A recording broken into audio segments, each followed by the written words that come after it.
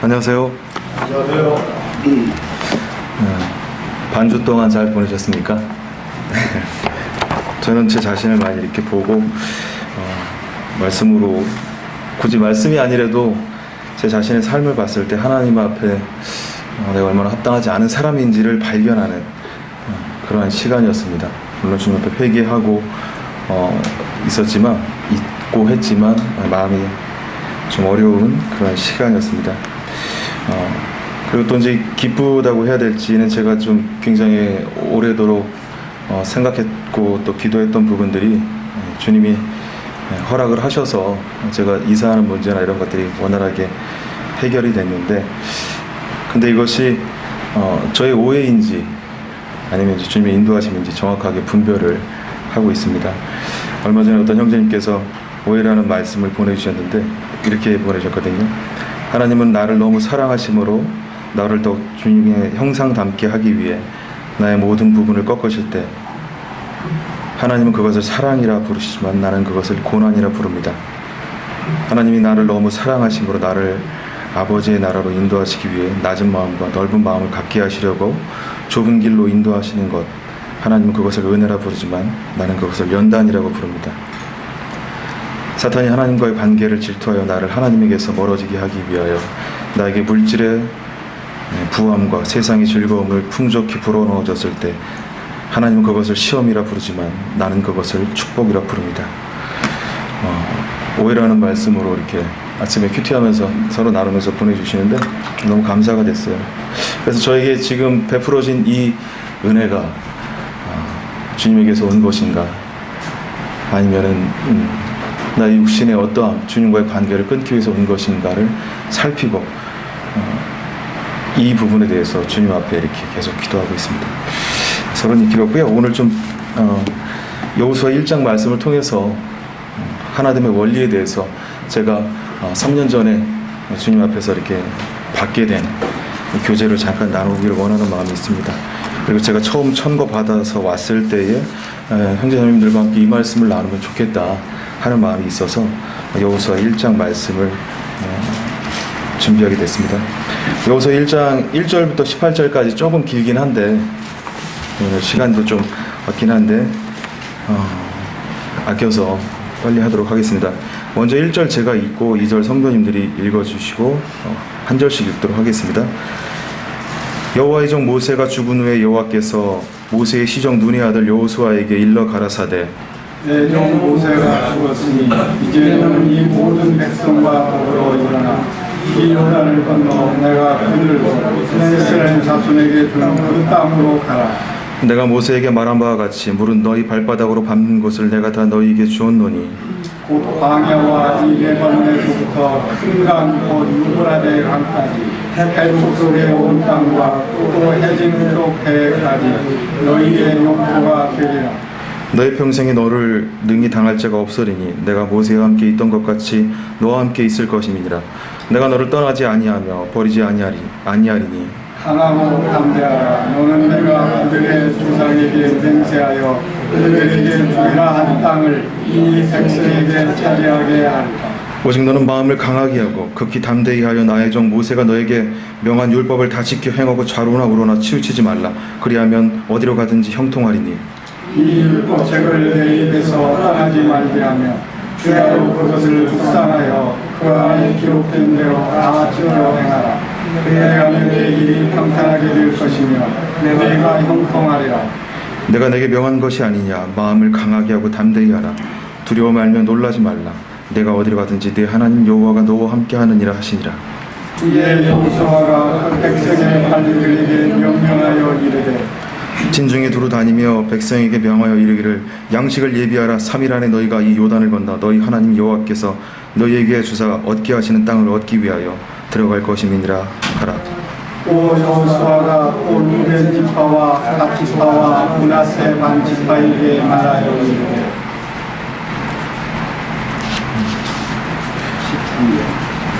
제 거랑 좀 틀려서 죄송합니다.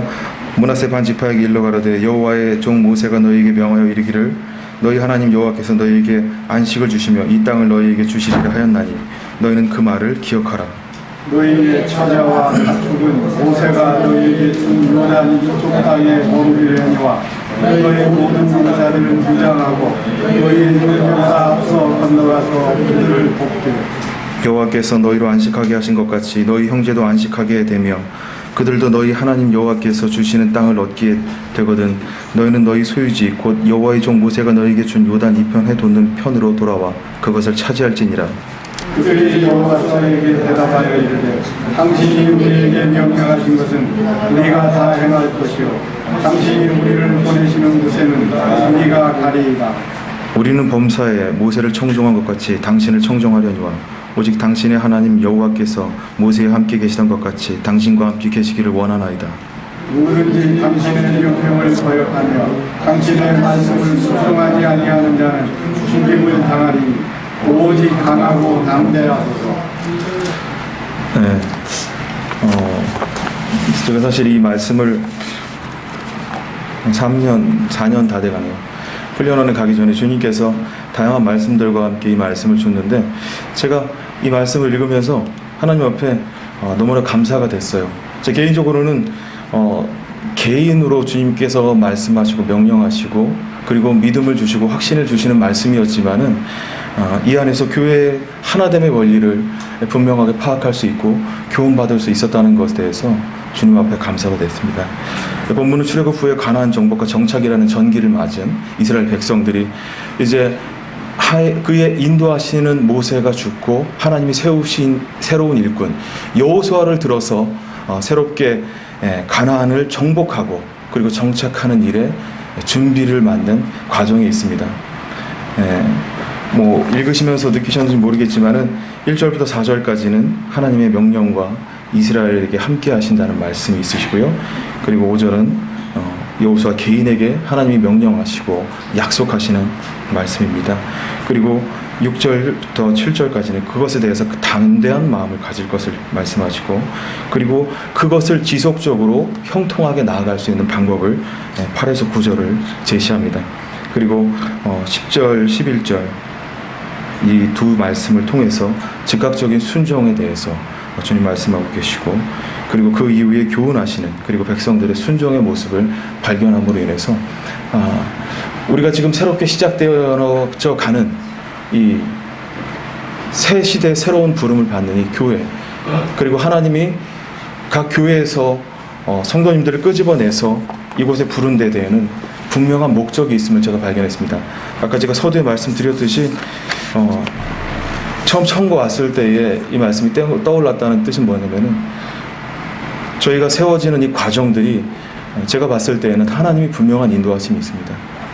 하나님께서 여호수아에게 말씀하신 같이 당신의 세운 일꾼을 말씀으로 확정을 주시고 확증하시고 그 일을 이루시는 모습을 봤을 때 이것은 사람의 일이 아니라 하나님의 일이고 하나님께서 역사하시고 당신이 영광 받으시기 위해서 분명하게 진행하시는 성전이다. 저는 이것을 보고 성도님들과 함께 나누기를 원하는 마음이 있었습니다.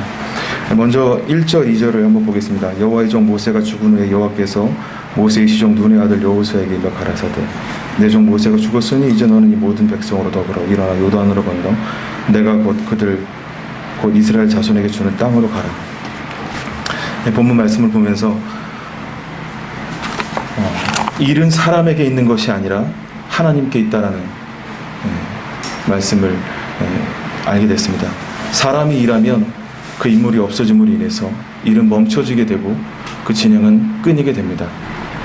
하지만 하나님의 일, 구원 사역은 사람에게 어떤 사람이 지장이 되든 또 발탁이 되든 상관이 없이 지속되어져 가고 진행되어져 가는 모습을 보게 됩니다. 특히 그 일 계획의 중심은 내가 들어가는 것이 아니라 사람의 어떠함이 들어가는 것이 아니라 분명한 하나님의 말씀과 약속이 기반이 되는 것이 가장 아름답고 합당한 것이다. 그것이 일의 중심과 원동력이 되고 소망이 되고 끊이지 않는 힘이 된다. 그리고 주님은 그것을 보시고 그 일을 이루신다는 겁니다. 근데 대부분 어떤 일들을 볼 때 사람들은 사람을 찾는 모습을 보게 됩니다. 그리고 학벌과 문벌과 가문과 재물, 인간적인 기준과 인본주의적인 사상을 들어서 하나님의 교회의 일꾼들을 세우려고 하는 모습들을 보게 됩니다. 물론 맞습니다. 하지만 하나님의 교회는 하나님이 은사를 따라서 당신이 원하는 사람, 그리고 중요 요지에 필요한 사람을 세우십니다. 그랬을 때 하나님의 교회는 아름답게 하나님의 영광을 받으시고, 그 사람이 아니라 하나님의 성령의 인도함을 받은 그 사람들, 그 성도들을 통해서 하나님의 영광을 받으시는 것입니다. 사업과 장사의 차이를 혹시 아시나요? 사업은, 장사는 사람, 곧 그 사장이 없으면 일이 진행이 되지가 않아요. 그래서 그 사람이 꼭 있어야 되고 지켜봐야 되고, 그리고 일을 하나부터 열까지 책임져야 됩니다. 하지만 사업은 오너가 없어도, 대표자가 없어도 아름답게 진행되어져 가고, 그 사람은 사람들을 믿고 그 자신이 없어도 그 일이 원활하게 진행될 수 있도록 세우고 일하게 돌아가게 합니다. 물론 저희 교회는 사업이 아니지만 하나님 나라의 사업을 진행하는 시초를 가지고 있는 저희들로서는 이 교회가 하나님의 온전하신 인도하심과 사람에게서 난 것도 아니고 사람으로 말미암은 것도 아닌 하나님의 온전한 순종과 인도하심에 따라서 지어져 가야 된다고 하는 그런 교훈을 생각해 보게 됐습니다. 3, 4절 말씀을 한번 보겠습니다. 내가 모세에게 말한 바와 같이 무릇 너희 발바닥으로 밟는 것을 내가 다 너희에게 주노니 곧 광야와 이 레바논에서부터 큰 하수 유브라데에 이르는 해쪽 속에 온 땅과 또 해 지는 해편 대해까지 너희 지경이 되게 하리라. 주님은 이 약속을 다시 백성들에게 상기시킵니다. 백성들로 소망을 갖게 합니다. 하나님은 아브라함과 야곱에게 창세기 26장 3절과 28장을 통해서 이미 이 땅을 약속으로 주셨습니다. 그리고 그것을 다시금 이 이스라엘인들로 하여금 상기시킵니다. 주님은 이것을 상기시킬 때에 뿐만 아니라 그것을 취할 것을 요구합니다. 주님은 약속을 줄 뿐만 아니라 그 일에 대해서 분명하게 명령하시고, 그리고 그것을 취할 때에 소명을 주십니다. 여기에 나와 있는 이 에브라임까지는 나와 있는 이 지역은 아직까지 이스라엘 그 누구도 확보해 보지 못한 땅을 하나님이 제시하는 겁니다. 여러분 영업을 해보신지 모르겠지만 사람들은 욕심이 있어요. 그래서 어떤 것을 야리끼리라고도 하는데요, 제시하고 줬을 때 그걸 빨리 해내고 더 많은 것을 얻기를 원하는 마음이 있어요. 주님이 이들에게, 이스라엘 백성들에게 소망을 주실 때에는 분명한, 그리고 확고한, 이미 주신 것에 대한 소망을 상기시키고 이야기하십니다. 그리고 그것을 취할 때에는 단순히 지식적인 정보 전달에서 끝나는 것이 아니라 그에게 행함을 요구하십니다. 발바닥으로 밟는 곳을. 믿음은 지식과 정보에 있는 것이 아니라 행함과 진실함, 그것에 있는 것을 이 말씀을 통해서 교훈받습니다. 그리고 그것을 행할 때에 단순히 자신이 가지고 있는 재물과 능력과 그리고 지정의를 통한 이러한 것으로 하나님 앞에 나아가고 그것을 쟁취하는 것이 아니라 그것은 자신을 위한, 자기를 위한, 그리고 자신만을 위한, 자신이 영광받는 행함일 수밖에 없죠. 주님은 이것을 행할 때에 우리 안에 내주하시는 성령을 통해서 말씀에 기초한 인도받은 행함을 우리에게 요구하시고 분명하게 명령하심을 볼 수 있었습니다. 잠시만요. 저 물 좀 한 잔.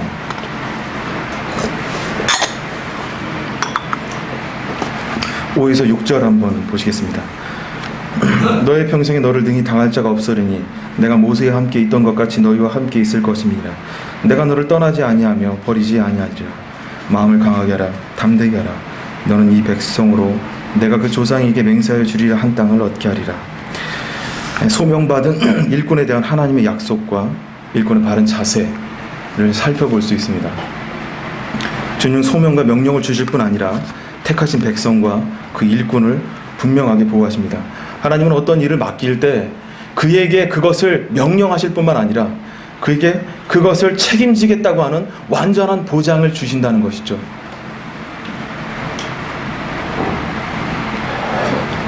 여호수아는 두려웠을 것이라고 생각이 듭니다.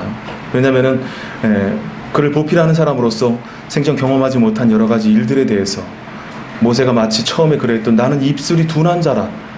그래서 주님께서 이들을 통해서 바로 앞에 같이 보낸 같이 이제 처음 이스라엘 백성들을 인도하고 이끄는 이 시점에서 두려웠을 것이라는 생각을 해보게 됩니다. 하지만 하나님께서는 분명한 보장을 그리고 약속을 이 말씀을 통해서 해주십니다. 마음을 강하게 하고 극히 담대하게 가질 것을 마음 담대하게 가질 것을 약속합니다. 그리고 그 조상에게 그 앞서 일했던 사람들과 함께했던 것과 같이 너를 보호하고 인도할 것을 얘기합니다. 이 말씀을 보면서 사실 이 약속은 여호수아 개인에게 하신 약속입니다. 자세히 살펴보시면 아시겠지만 제가 이 말씀을 보면서 이걸 주님이 교훈받게 됐어요. 하나님은 모든 일에게 주어지는 모든 일을 모두에게 주시는 것이 아니다. 하나님은 세우신 일꾼, 자신의 택한 인생을 들어서 말씀하시고 그에게 소망을 보이고 그를 통해서 당신의 사역을 나타내신다. 저는 이걸 봤습니다. 제가 모임 인생을 많이 한 건 아니지만 어떤 형님이 이 대학로 교회에 대한 비전을 갖고 말씀을, 대학로도 아니었어요. 그때 GNTV도 없었죠. 그 부분을 통한 말씀은 정말 확고했습니다. 그리고 그 분뿐만 아니라 다른 형제 자매님들이 분별하고 있는 그 분별들도 동일했어요. 주님은 아무에게나 말씀을 주시고 그것을 약속하시고 일하게 하지 않습니다. 사람이 일하는 것은 언제든지 잠깐의 환심을 샀다가 세워져서 흩어지지만 하나님이 세우시는 일은 일이 더딜 수는 있지만 진행되어져 가되 아름답게 그리고 주님의 영광을 확고하고 분명하게 드러내는 것을 보게 됩니다. 주님은 그 한 사람을 찾으시고 그에게 약속하고 소명과 그리고 보장을, 분명한 안전을 같이 보장함을 보게 됩니다. 택한 일꾼 또한 자신에게 부여된 특별한 꿈과 은혜를 자신만이 가지는 것이 아니라 주님을 강하게 신뢰함으로 그 함께하는 백성들, 곧 성도들과 함께 그 꿈을 나누는 것이 중요하다. 어떤 사람은 소명을 갖고 또 어떤 사람은 말씀을 깨달았다고 했을 때에 그것이 마치 무슨 큰 깨달음이냐, 큰 소명이냐 떠벌리고 그것이 자신에게만 주어진 것이라 이야기하는데 하나님 앞에 말씀을 받은 사람, 교훈을 받은 사람은 겸손합니다. 그리고 온유하고 그 일을 위해서 강하게 주님을 신뢰함으로 나아가게 됩니다. 그리고 이것을 이루는 데 있어서는 연수가 상관이 없는 것을 저는 보게 됐고 알게 됐습니다. 중요한 것은 여기서 말하는 이 꿈은 단순한 아름다운 계획이나 화려한 미래가 아닙니다. 여기서 말하는 소명과 소망은 목숨을 담보로 하는 전쟁의 예비라는 것입니다. 주님이 우리를 이 땅에서 구원하시고 각 교회에서 불러내셔서 이제 새로운 교회 이곳에서 불러서 함께 일하게 하신 것은 하나님의 영광을 드러내기 위한 것, 그리고 이것에 부름받은 우리는 그의 몸된 교회를 위해서 우리의 목숨을 바칠 준비가 되어 있어야 된다는 것을 말씀을 통해서 알아보게 됐습니다. 제가 훈련원에 가기 전에 어떤 책을 읽었는데 그 책에 이런 내용이 있었습니다. 너의 안전지대에서 나와라. 하나님이 역사하시지 않고 충분히 자신이 살아갈 수 있는 물질적인 그리고 환경적인 관계적인 모든 안전지대, 하나님 없이도 살 수 있는 것에서 나오지 않으면 절대 하나님은 그곳에서 역사하지 않으신다. 새롭게 시작하는 이 시점에 하나님이 우리 교회에게 요구하시는 것이 무엇인지, 그리고 우리 성도들은 어떤 자세를 가져야 되는 것인지 죽기까지 목적하는 것이죠. 쓰다 남은 시간과 물질과 마음을 드리는 것이 아니라 자신에게 있는 가장 귀한 재물과 마음과 물질을 들여서 그 몸된 교회를 위해서 내 육체 채우는, 그래서 주님의 영광이 온전하게 드러나게 될 때에 하나님 나라의 소망은 더욱더 쌓여지게 되고 하나님 나라의 상급은 더욱더 많아지게 된다. 이것이 믿음이다. 이것은 민족 간의 영토 분쟁이나 개인의 소망을 넘어서 주님의 사역이고 전쟁이다. 하나님의 교회는 인생들 각자의 계획과 제국을 건설하고자 하는 꿈이 없어져야 한다. 전 이것을 같이 얘기하고 싶은 마음이 있습니다. 이 교회는 온전히 주님만이 드러나고 주님의 살아계심과 역사하심과 그분의 권능과 생명과 소망과 능력이 온전히 드러나는 그러한 생명의 기지가 되어야 된다. 영적 전쟁 기간에 이것을 말씀을 통해서 보게 됐습니다. 시간이 없어서 좀 진행을 하겠습니다. 7절, 8절입니다. 오직 너는 마음을 강하게 하고 극히 담대히 하여 나의 종 모세가 내게 명한 율법을 다 지켜 행하고 좌로나 우로나 치우치지 말라. 그리하면 어디로 가든지 형통하리니 이 율법책을 내 입에서 떠나지 말게 하며 주야로 그것을 묵상하여 그 가운데 기록한 대로 다 지켜 행하라. 그리하면 내 길이 평탄하게 될 것이라. 내가 형통하리라. 죄송합니다.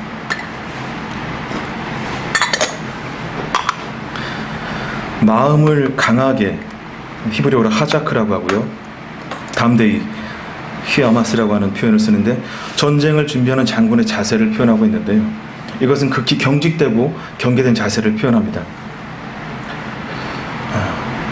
세운 일꾼에 대해서 이런 자세가 분명하게 필요하다. 창세전부터 시작된 영적 전쟁은 아직까지 끝나지 않고 있습니다. 지금 저희가 어떤 기간이죠? 이 남북 간의 대치 상황이 지금 종전입니까? 예, 종전도 아니고 그렇다고 전쟁 중도 아닙니다. 휴전 기간이죠. 이 영적 전쟁의 기간은 이미 창세전에 하나님 나라에서 루시퍼가 하나님의 반역을 이끌 때부터 시작되었고 아직까지 끝나지 않았습니다. 창세전부터 시작된 이 전쟁은 아직 끝나지 않았고 이 땅의 모든 목각들 또는 천국의 모형들의 눈과 마음을 뺏기지 말고 오직 우리 주에게 주어진 표대를 향하여 말씀을 마음판에 이렇게 새겨서 그것을 기준으로 삼아서 나아가자. 어떤 형제님이 이런 표현을 썼습니다. 우리가 이 땅에서 추구하는 모든 것은 하나님 나라의 천국에 대한 모형이다. 가장 아름다운 것은. 네, 맞습니다. 그리고 제가 지금 휴대폰이 있는데 휴대폰을 요새는 많이 매장에다 놓는데 이거를 비슷한 모양을 본뜬 걸 목각이라고 합니다. 하나님이 우리에게 주신 소망 외에 이 땅에서 우리의 눈과 귀와 마음과 시선을 천국의 모형에 뺏길 것이 아니라 이러한 목각들한테 뺏길 것이 아니라 우리에게 주어진 그 소망과 진실된 진정한 천국의 소명을 말씀을 통해서 깨닫고 바라보고 날마다 이해하면서 그것을 향해서 흔들림 없이 나아갈 때 이러한 삶은 평탄해지고 하나님 앞에 온전해진다는 것을 발견이 됐습니다. 제가 아까 집 얘기를 잠깐 드렸는데 사실 제가 그 우울증도 왔었고요. 굉장히 힘든 시간이었습니다. 왜냐하면은 전 이런 생각을 했어요. 하나님을 믿는 사람이라면은 주님 잘 돼야 되는 게 아닙니까? 주님이 인도하셔서 말씀을 주셔서 저는 이 집에서 나왔고 교회를 말씀을 받고 떠났는데 아니 사기라니요. 주님 자녀는 잘 돼야 되는 거 아닙니까? 그러니까 사람에 대해서 원망이 생기고 그리고 불평이 생기고 그리고 막 고민하게 되고 그 일에 대해서 집착하게 되고 그리고 해결하기를 원하는 마음이 있었습니다. 근데 저한테 오는 거는 마음의 불안과 우울함 그리고 소명의 사라짐. 그러니까 주님에 대한 마음은 없이 단순히 그냥 내 자식들이 편하게 먹고 살고 제가 애가 넷이지 않습니까? 가족들이 안전하게 사는 데 대해서 초점이 맞춰져 있는 거예요. 그래서 주님이 어느 날 그런 마음을 갖게 하시더라고요. 항상 기뻐하라, 쉬지 말고 기도하라, 범사에 감사하라. 그리고 내가 이것을 고민한다고 해서 한 자 하나 더 늘리거나 줄일 수 없다. 그리고 주님 앞에 회개하고 마음을 평정심을 갖고 가졌을 때 환경은 변한 것이 없었어요. 동일합니다. 근데 주님이 제 마음을 안정을 줬고 그때부터 말씀에 대해서 배신하게 되고 교제를 하기 시작했고 계속적으로 주님과 교제하고 있습니다. 흔들림이 없이 평탄한 삶이 어떤 것인지에 대해서 알고 누릴 수 있습니다. 물론 주중에 어려움도 있었고 그리고 사람들과의 관계에서 환경의 관계에서 그리고 대인 관계에서 어려움이 여전히 있지만 그러할지라도 그 자체를 보는 것이 아니라 하나님이 인도하시는 그 말씀을 따르고 그리고 그분이 내게 준 소망을 따라서 하루하루 살아갈 때에 저에게 평안함이 주어지는 흔들림이 없는 삶을 발견하게 됐습니다. 9절 보시겠습니다.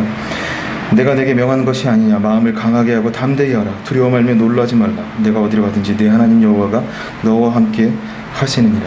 하나님의 인도와 약속인데요. 무엇보다 확고히 보장된 하나님의 인도와 약속이죠.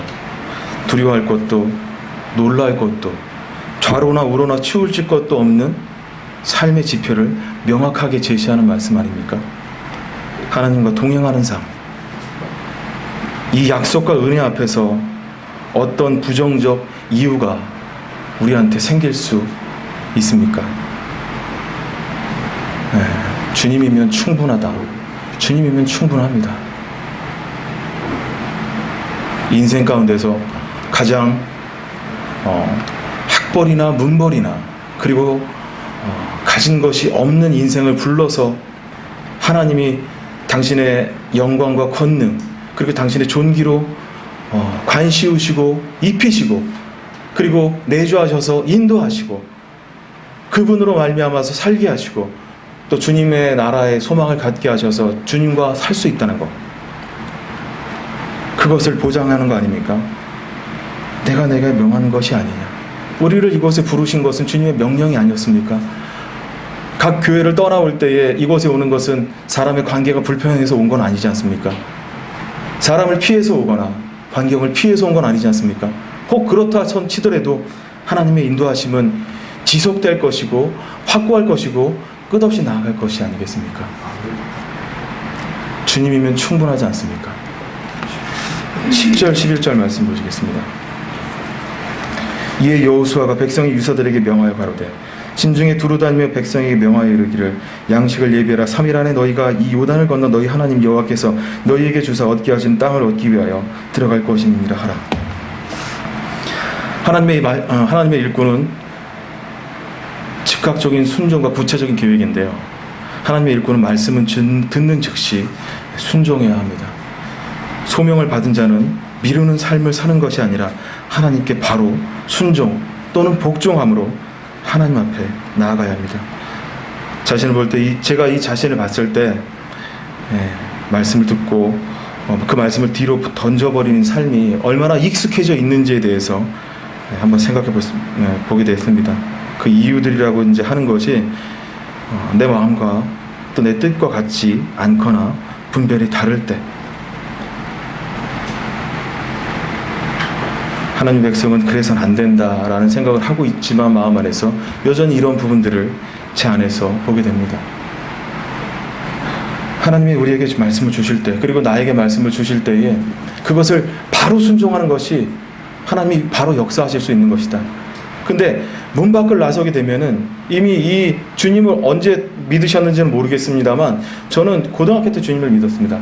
근데 그 19년, 17년 동안의 삶이 짧은 기간이지만 굉장히 많이 육신에 뿌리 박혀 있고 습관화되어가 있었어요. 그래서 하나님 없이도 이미 사람에게 관계에서 말할 때에 주님이 아침에 말씀을 주시고 교훈을 주시고 경계를 하셔서 성령의 인도함을 하면서 말하기 전에 나가기 전 해야 되는데 습관이 들어서 바로 그냥 말을 해버리는 거죠. 성령께서는 근심하시죠. 마음 안에서 관계에서 그리고 또 어떤 상황들이 닥쳐질 때에 즉각적인 순종이 아니라 하나님의 순종보다는 내가 먼저 앞서는, 그래서 하나님의 일이 떨어지는 모습을 보게 됐습니다.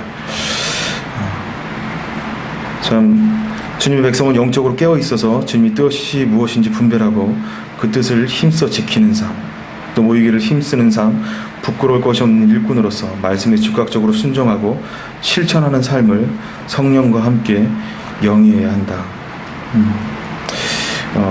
이건 특별히 사역하시는 분들이 좀 많이 필요하시다는 제 생각을 개인적으로 한번 해보게 됐습니다. 뭐냐면은 하나님이 특히 일꾼에게 교회를 맡기실 때 교훈하시거든요. 그때 즉각적으로 순종해야 된다. 어떤 일이 있냐면은 제가 경험한 건데 어떤 형님이 상처를 받으셨어요. 교회 안에서 문제가 생겼고 그 장로님과의 관계가 굉장히 어려운 문제가 있었어요. 근데 그분이 성정이 우리가 육신을 일으키기 때문에 다 그러지 않습니까? 그러니까 그분이 기질이 굉장히 괴팍하시고 좀 그랬어요. 인간적으로 볼 때. 그러니까 이제 좀 차일피일 누리시는 걸 보면서 나중에 그 문제가 더 커지는 것을 보게 됐는데 사람과의 관계에 있어서 말씀을 의지해서 주님께 그 관계에서 놓고 나아가서 관계를 푸는 것, 적극적으로 순종하는 것, 관계뿐만 아니라 비단 환경에서도 필요하지 않나 하는 생각을 해보게 됐습니다. 12에서 15절까지 한번 보겠습니다. 죄송한데 우리 한성영진 좀 읽어주시겠습니까? 제가 목이 아파서 그런데 크게 12에서 15절. 여호수아가 또 루벤 지파와 갓지파와 므낫세 갓지파에게 이르러가되 여호와의 종 모세가 너희에게 명하여 이르기를 너희 하나님 여호와께서 너희에게 안식을 주시며 이 땅을 너희에게 주시리라 하였나니 너희는 그 말을 기억하라. 너희 처자와 갖추는 모세가 너희에게 준 오늘날 이편 땅에 머무르려니와 너희 군사들은 무장하고 너희의 형제보다 앞서 건너가서 그들을 돕고 여호와께서 너희를 안식하게 하신 듯 다시 너희 형제도 안식하게 되며 그들도 너희 하나님 여호와께서 주시는 땅을 얻게 되거든 너희는 너희 소유지 곧 여호와의 종 모세가 너희에게 준 요단 편의 굵은 편으로 돌아와서 그것을 차지할지니라. 네, 감사합니다.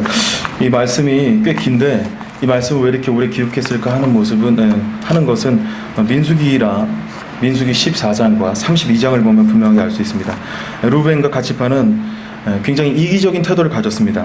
그들은 이제 그 가나안에 들어오기 전에 요단 동편에 초지를 보고 그것에서 머물기를 원했습니다. 이 이기적인 태도는 모든 백성들을 낙심케 했습니다. 그들은 그들의 욕심과 이기심을 앞세워서 형제 사랑과 하나님께 대한 헌신을 포기하고 자신의 안일만을 요구하는 자들이었습니다. 눈앞에 목초지를 바라보고 욕심이 올무에 사로잡혀서 민족적 대명을 망각해버리는 이러한 큰 일을 저질러 버렸습니다. 하나님의 성전을 수행해야 할 용사들에게 있어서 낙심이란 곧 전쟁에서의 패배를 의미합니다. 저희 교회가 지금 이제 시작이지 않습니까? 아까 제가 서두에 말씀드렸듯이 이제 우리가 하나님의 위협을 따라서 시작해서 나아가야 될 때입니다. 근데 제가 이 근간에도 그런 모습들을 봤지만은 눈앞에 어떤 이익을 위해서 하나님 나라의 어떤 대명을 망각하는 이러한 모습들을 보게 됐습니다. 이 교회는 사람의 것이 아니라 사람으로 말미암은 것이 아니라 언제든지 하나님의 영광을 위한 것이지 않습니까? 이제 시작하는 이때에 한두 사람의 욕심과 또는 어떤 사람들의 이기심으로 인해서 다른 성도가 낙심을 입게 된다면 이건 얼마나 큰 일이 그리고 하나님 큰 범죄가 되겠는가. 이것은 이미 시작하기도 전에 그 민족에게 패배를 안겨다 주는 그러한 일입니다. 낙심이라는 뜻이 히브리어로 누에서 유래됐는데 이것은 거절, 반대를 뜻합니다. 그것은 하나님의 계획을 정면으로 반대하는 죄악이라는 뜻이죠. 민수기 14장을 보면 10명의 비신앙적인 정찰 보고로 인해서 온 백성이 동요됐고 가데스바네에서 그것으로 인해서 하나님의 가나안 진입이 40년간 늦어진 전례를 살펴봤습니다. 그랬을 때 이들의 순종이 얼마나 중요했는지, 그래서 이렇게 길게 서도에 설명할 수밖에 없었는지를 살펴보게 됩니다. 이제 시작하는 이 시점에서 우리가 가지고 있는 어떠함들을 분명하게 내려놓고 하나님이 인도하심을, 말씀과 성령의 인도하심을 받은 그 인도로 하나님의 세운 일꾼에게 순종함으로 이것이 잘 진행되어져 가고 나아갈 수 있도록 해야 됨을 발견하게 됩니다. 16절에서 18절 그들의 태도를 한번 보겠습니다.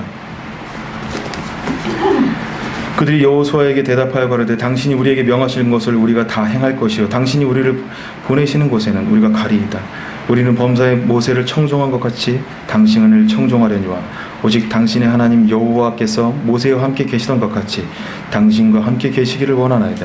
누구든지 당신의 명령을 거역하며 무릇 당신이 지키시는 말씀을 청정치 아니하는 자 그는 죽임을 당하리니 오직 당신은 마음을 강하게 하시며 담대히 하소서.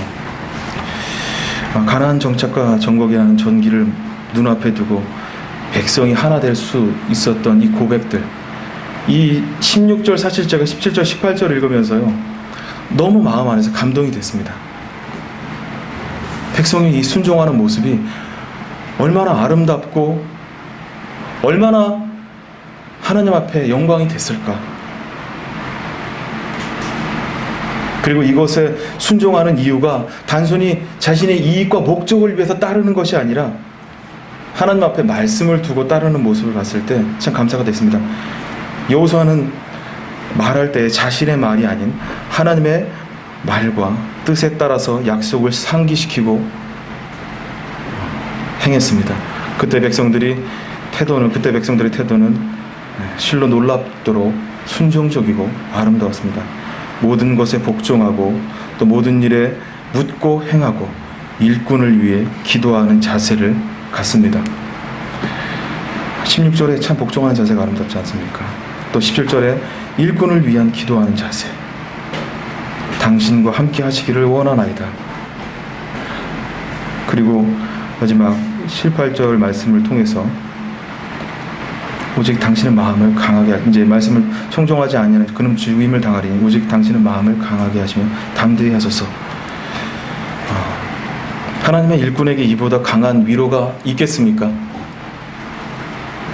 하나님의 교회의 하나됨에 흩어지는 원리는 무엇일까요?